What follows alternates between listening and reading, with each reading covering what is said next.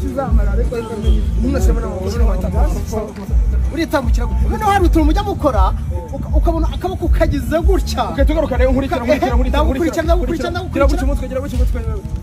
reba hariya none hagusha mwongera nkagira gutya none duhagarara wituhindukira numusha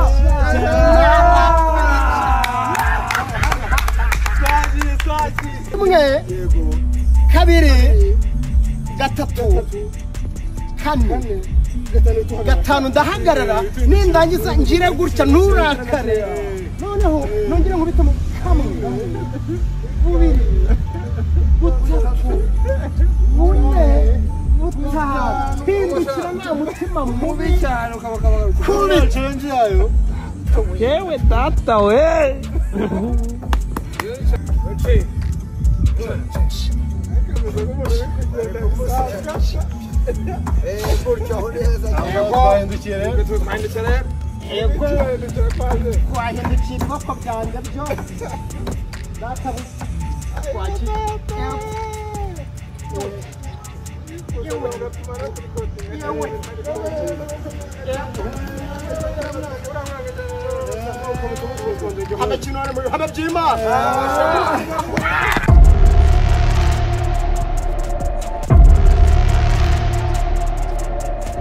Hello my people, what's up dear friends? Hello beautiful ladies, nizere ko mumeze neza cyane. Bye ikaze mwese mudukurikiye muri kano kanya, uwo dukurikiye wiryamira ukuruka, uwo dukurikiye uri mu kazi, uwo dukurikiye uri mu rugendo. Mwese bye ikaze uri mu rugendo, urugendo ruhire, uwo uri ukuruka, nizere kuruka wakoze. Uri mu kazi kandi nawe courage kabisa, keep it up. Bye ikaze mu kiganiro High Star nk'ibisanzwe muri kumwe nanjye Jano. Uyu munsi umustar wacu umunsi akaba yitwa Lukman cyangwa se Lucky Nzeyimana, muramuzi umunyamakuru ukomeye cyane ukora kuri RBA. Ariko mbere yuko tujya mu kiganiro guys, akanca kubabwira gato, akanca kubasharinga ese wowe ikintu cyakubase. Ese ikintu cyakubase ni gute wareka ikintu cyakubase ukagivaho burundu ikintu kitakiza cyakubase. Ndagira ngo umunsi rero ku bantu babaswe na n'ibiyobyabwenge, abantu babaswe na bet, abantu babaswe n'ubusambanyi, mwese guys ndagira ngo mbabwire umwitozo mwakora kugira ngo ibintu biveho mubireke, kugira ngo mubashe kwinjira mu buzima bwiza. Hari nk'abantu babaswe no gukora bet cyangwa se no gukora n'ubusinzi cyangwa se n'ibiyobyabwenge. Ariko guys ndagira ngo mbwire ko kugira ngo ureke ikintu cyakubase nabyo ni umwitozo, kuko biba bigoye cyane kureka ikintu cyakubase. Ni akazi gakomeye cyane nyine utakishoboza udasenga n'ubyo bigoye cyane.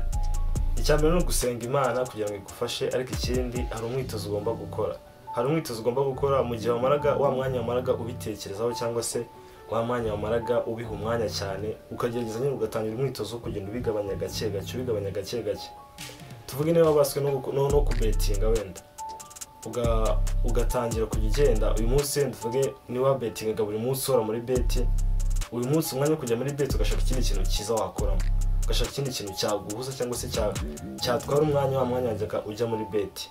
Niba yarabaswe no kunywa ibiyobyabwenge ukagerageza ba bantu uzashitse abantu musangira ibiyobyabwenge cyangwa se ba bantu nyine batuma uhora muri ka gakondo ko ibiyobyabwenge, ugashaka umwanya cyangwa se ugashaka ikintu kiguhuza. Uwo ni wo mwitozo ndi kubabwira wo gukora, ugashaka ikintu cyaguhuza nyine ku buryo wa mwanya wajyaga uri muri bya bintu ugashaka ikindi kintu bisimbuza, ugashaka ikintu bisimbuza wa mwanya wabaga uri muri bya bintu, kugira ngo utangire ugenda ubyimenyereza gake gake kugira ngo niba uyu munsi aya masaha n'ayangaya wabaga uri muri cya gikorwa muri kunywa amatabi, muri kunywa ibiyobyabwenge byinshi bitandukanye, ugashaka ikindi kintu ukoramo. Ushobora kureba ikintu ukora mu rugo cyangwa se no mu kazi, kuko ikintu cyakubase burya biragoye kandi birakomeye cyane kugira ngo uzakireke. Niyo waba uri mu kazi burya warabaswe n'ikintu, nyine umutima uri ntabwo ukora akazi neza, nyine umutima n'ahantu uri to nyine bumva nta kindi kintu ushobora gukora, cyangwa se ntabwo ushobora gukora utuje cya kintu utaragikora. Rero uwo mwitozo nagira ngo mbabwire guys, ni umwitozo nyine wo kugenda ubigabanya gake kugenda ubigabanya. Iyo usenga byo biroro, ariko iyo udasenga cyangwa se udashoboye no gusenga, ni ukwizera gusa kubyishyiramo umutwe wawe ko nyine bizakunda, cyangwa se wabona binagusha gushaka abantu bakugira inama, ufite ubushobozi wajya no ku batherapist bakakuganiriza. Ariko uwo mwitozo uwukoze kugenda ubigabanya, ugashaka ikintu umwanya wawe wajya gumara hantu ugashaka ikindi kintu usimbuza ku buryo utangira kugenda nyine ugakora cyane ikintu ukunda nicyo kigufasha ugakora ikintu nyine gituma wa mwanya wajyaga uha bya bintu ugenda nyine usimbuza kandi kantu gatoya bigenda biza gushiduka bya bintu warabivuyemo. Guys, kara gaciro nagira mbaye ikaze mu kiganiro Highstar umunsi umustar wacu umunsi yitwa Lucky Nzeyimana. Muramuzi umunyamakuru ukomeye cyane mu myidagaduro cyangwa se mu gisate cy'imyidagaduro, akaba ari umunyamakuru ukora kuri RBA, ukora kuri televiziyo Rwanda ndetse na radio Rwanda, akaba akora ibijyanye n'imyidagaduro. Muramuzi ajya akunda gutumira abastari benshi cyane batandukanye, agenda azamura impano z'abastari, abaririmbyi, abakina sinema n'izindi mpano nyinshi cyane zitandukanye. Akaba ari umugabo ufite amateka akomeye cyane cyangwa se ufite ubuzima agiye acamo bugoye cyangwa se ubuzima nyine kugira ngo agere ahageze ahangaha aka kanya hari byinshi yagiye acamo.